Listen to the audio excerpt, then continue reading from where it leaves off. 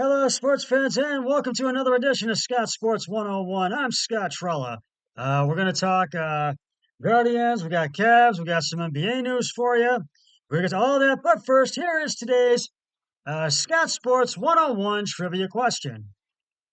Uh, and it's a baseball, Major League Baseball trivia question. It is, who is the all-time leader in All-Star games stolen bases? And then we'll have the answer later on the podcast. Uh, well, and I just want to say happy 4th of July to everybody. Hope you had a great 4th of July with family and friends. Hope you enjoyed your outdoor cookouts, your barbecues, whatever you did today to salute the Declaration of Independence. And the Guardians, Stephen Kwan isn't just the top of Cleveland's lineup. He's number one in the majors. The All-Star left fielder is officially baseball's leading hitter, and on Saturday he homered, collected another three-hit game, and drove in 2 runs in the Guardians' 8-4 win over the White Sox today at Progressive Field. When he's been hitting over 350 for much of the season, he's been hitting 350 for much of the season, excuse me. Kwan didn't have enough plate appearances to in officially rank on the Major League Baseball leaderboard after missing with a month with a hamstring injury. Cleveland Guardians Stephen Kwan celebrates in the dugout after hitting a home run against the Seattle Mariners. That was during the second inning of a baseball game on Wednesday, June 19th, 2024. And he qualifies, and he is now 367 average and 48 points ahead of Los Angeles Dodgers superstar Shohei Ohtani, 319 for the Major League lead.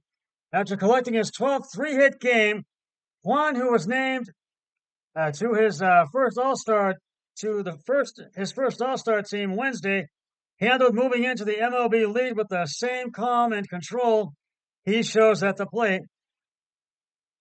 It's really cool, he said. It's a bigger indicator that the injury's kind of behind now.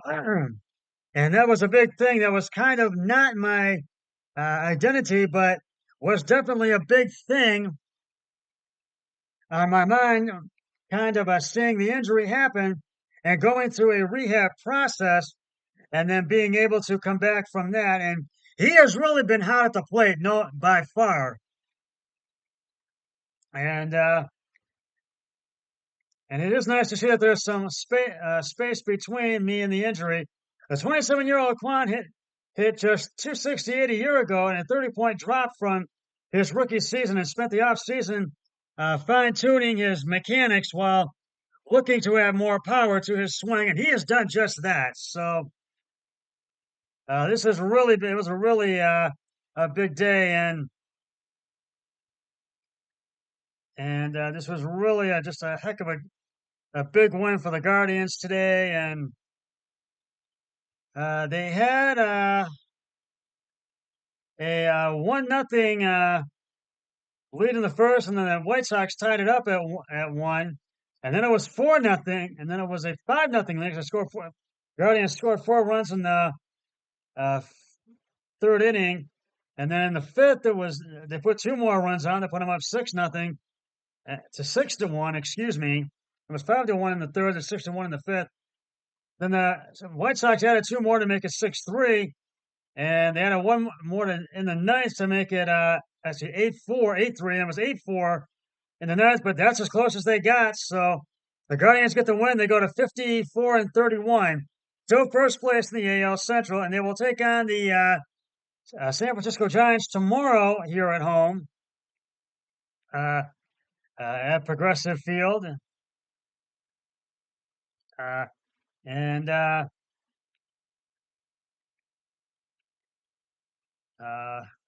going to give you the pitching matchup right now, but I'm waiting for it to come up on the screen here. And boy, the Guardians have been really hot because, Tanner Bybee will be pitching for the Guardians with a record of 7-2, and the Giants' picture is to be determined.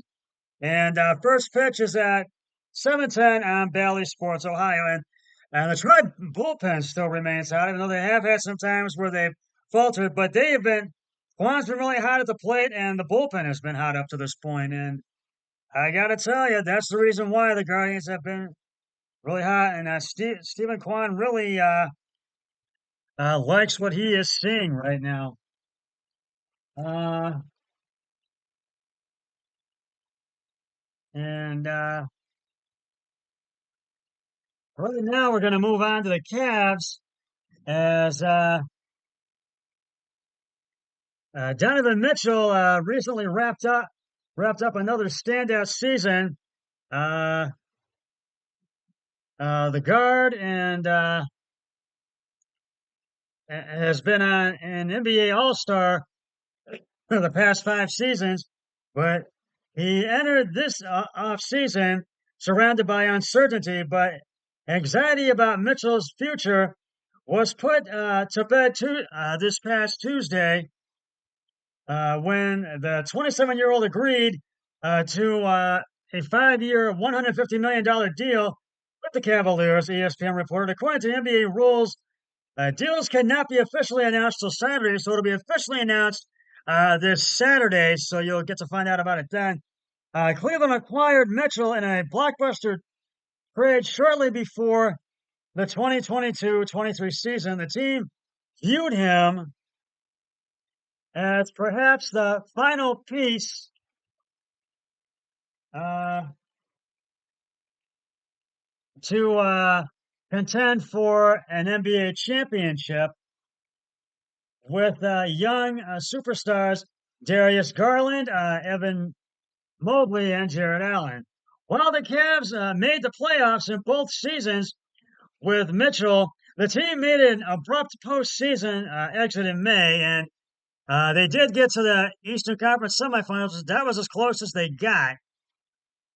But I got eliminated in game 5, as you know. Uh,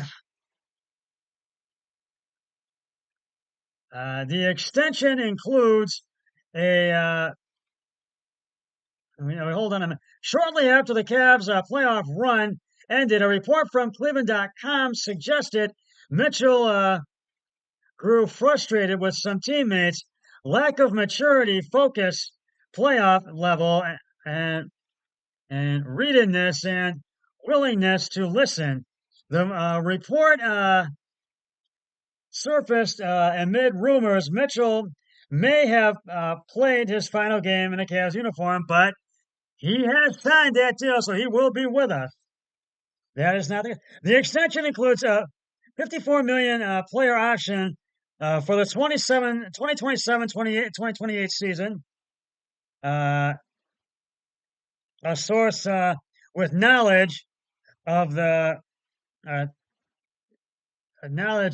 deal told the Associated Press Mitchell uh, was under contract for one more season.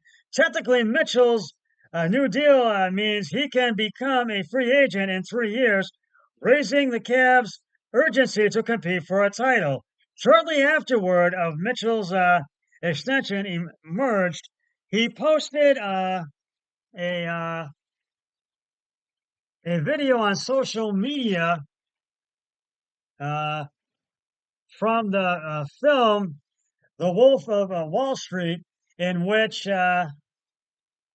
Leonardo DiCaprio's uh, profanely announces to his colleagues, "I'm not leaving," and he is not leaving, Donovan Mitchell.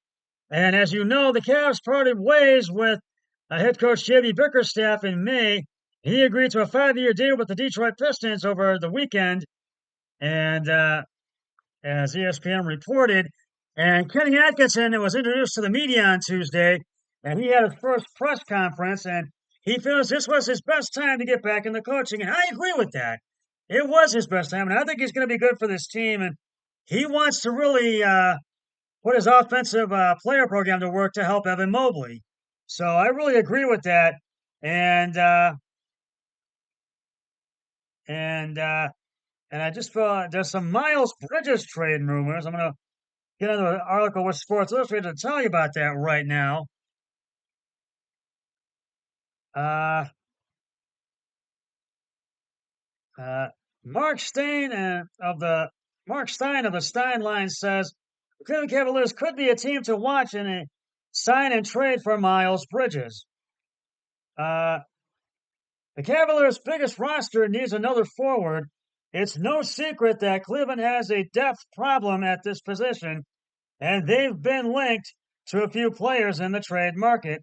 The latest came to pop up next to the Cavs trade rumors is an unrestricted free agent, Miles Bridges, who last played for the Charlotte Hornets. Per Mark Stein of the Stein line, the Cavaliers are a team to watch as a potential leading spot for the forward. It's not yet clear on how serious the interest but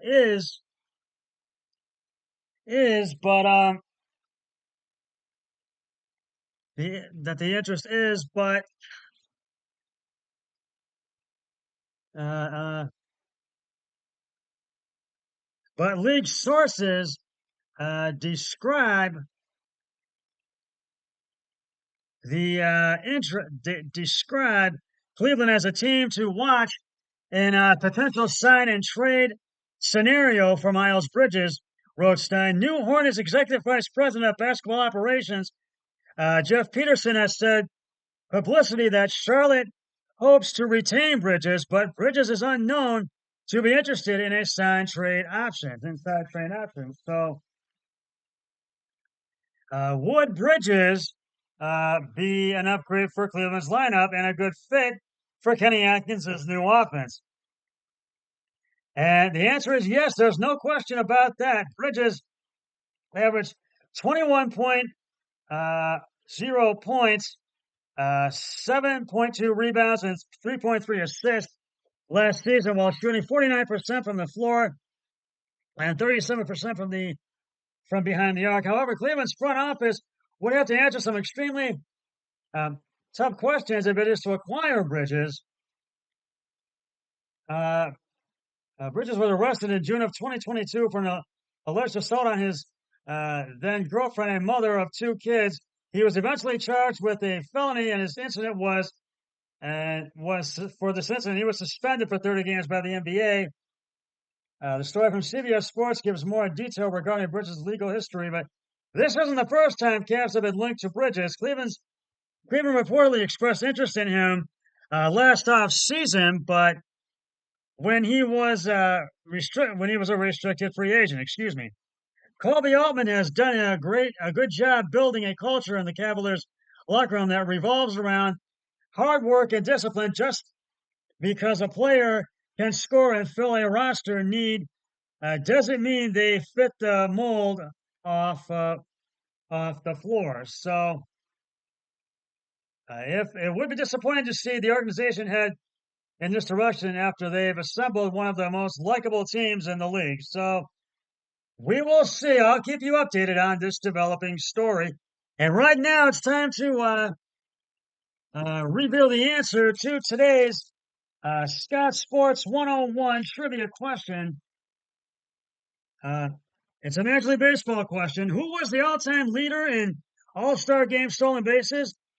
And if you said the late great Willie Mays, you are correct. Willie Mays is the all-time leader with 339 stolen bases.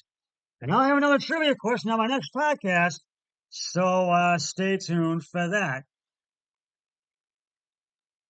And I do want to get into some NBA news because you might have heard that Jason Tatum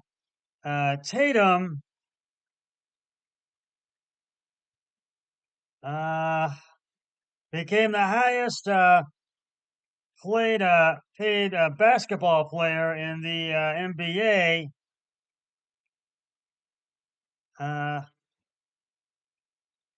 That Jason Tatum became it. He got a $350 million deal with him for the next 4 years. He got it. And and he really is going to be playing with Boston for a few more years yet, and so this is really going to be a big season for Jason Tatum because he's really going to be uh, racking out and I'm trying to figure this. Uh, and he really got that down. He got quite a deal, Jason Tatum. And the Celtics, you may have heard this a couple of days ago, that the Boston Celtics ownership is the ownership group of the Boston Celtics announced Tuesday its intention to sell all the shares of the team, controlling the family of the ownership after a considerable thought and internal discussion has decided to sell the team for an estate family planning considerations. So, and the managing board of the ownership group expects to sell a majority of the interest to the 2024 or in early 2024 or early 2025, with the balance closing in 2028, and expects uh, uh, WYC YC Gruspek to remain as the governor of the team until until the second closing in 2028. So I'll keep you updated on this developing story as well, because this is going to, I think, happen. But the Celtics will still be in Boston. But I will keep you updated on this developing story. Well, I don't have time for a collectible segment or my wrinkles this time, but you will get it in my next podcast. Uh, and uh, but I will not. This is I will not be available for another podcast until I return. I will be on vacation. I will be on vacation in Maine, leaving tomorrow on the 5th and coming back on the 11th.